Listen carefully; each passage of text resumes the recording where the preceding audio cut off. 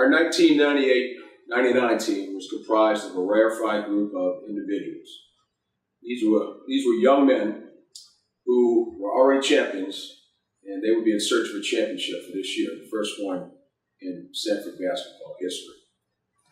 These were a group of guys who were both athletic, they were highly skilled, they paid great attention to detail, yet what they demonstrated to their core almost daily was their competitiveness and their toughness.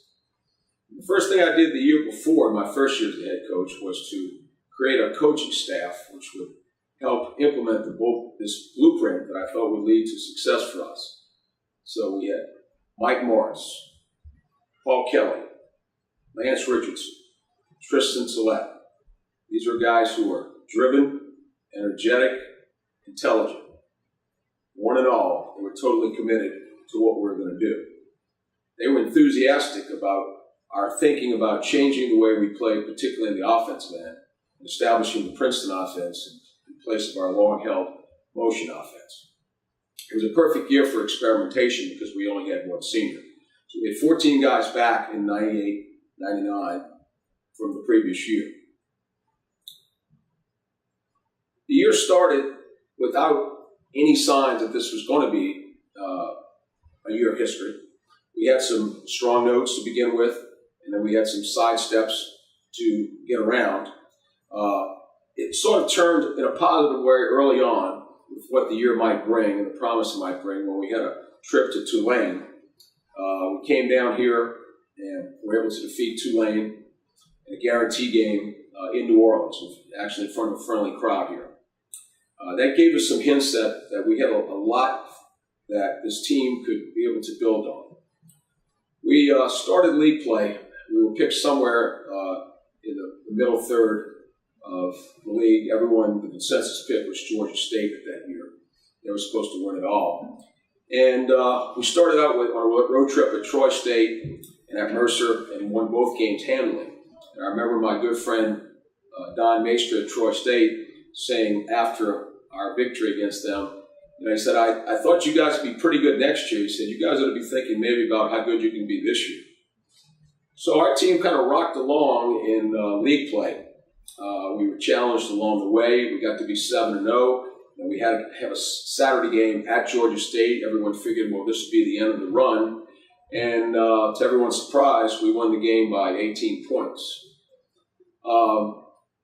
I remember one of the games our guys was particularly excited and challenged about. We're going into Stetson in DeLand, Florida, and they heralded the game as maybe the biggest game in Stetson history.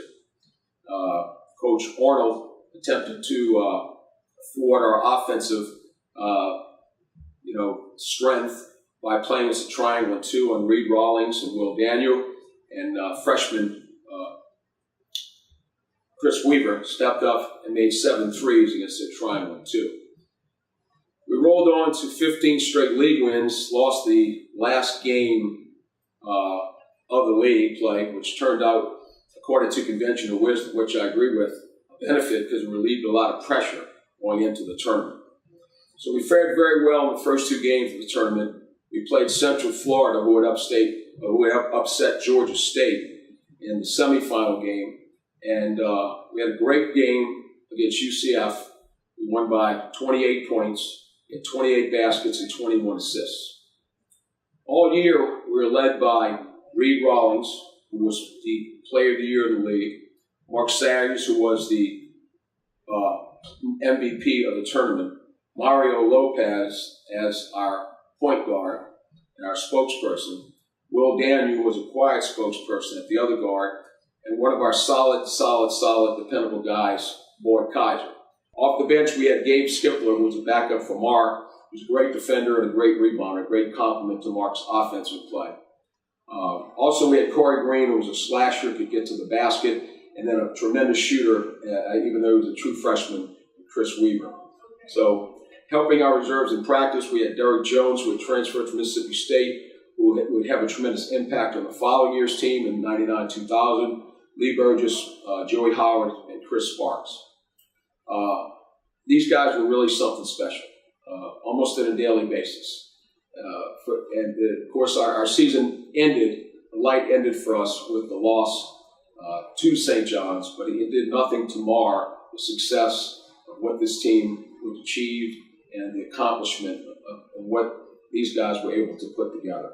So as someone who was lucky enough and privileged to be one of their mentors, I just want to congratulate them on a well-deserved admission into the Hall of Fame, truly as one of the best teams. And we'll see how destiny decides about this.